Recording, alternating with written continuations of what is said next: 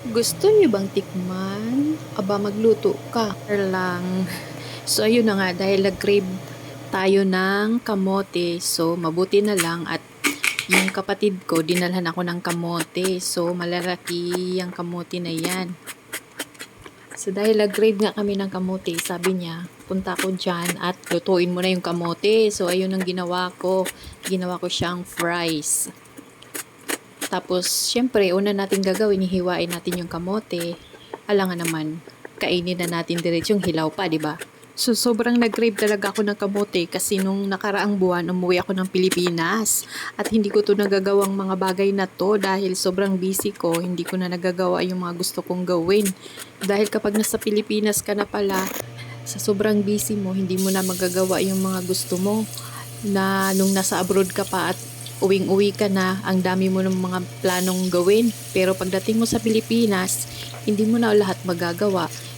Kasi nga na-busy ako dahil may mga pasok pa yung mga anak ko nung time na yon. So hatid sundo tayo nang makabawi naman sa kanila. Dahil 5 taon din tayo hindi nakauwi ng Pilipinas. So babawi naman tayo sa kanila. So ayun na nga no, hatid sundo ako sa mga anak ko nung time na yon. Tapos, kasi umaga pa lang, hinahatid na natin sila sa school. So, maghapon tayo na sa eskwelahan. Kasi, kailangan naman uuwi tayo. Nagtitipid tayo sa pamasahe dahil grabe sa Pinas. Kung wala kang pera, kawawa ka talaga. Wala kang malapitan.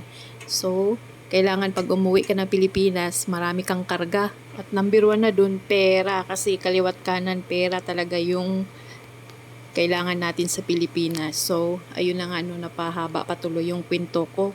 So, andito na tayo sa kamote. Medyo malapit-lapit na itong maluluto.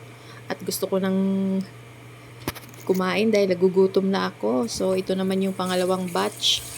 May batch na ganun. So, ayan, piniprito ko lang siya. Hindi ko na siya nilalagyan ng asukal at pagluto na siya, saka ko siya budburan.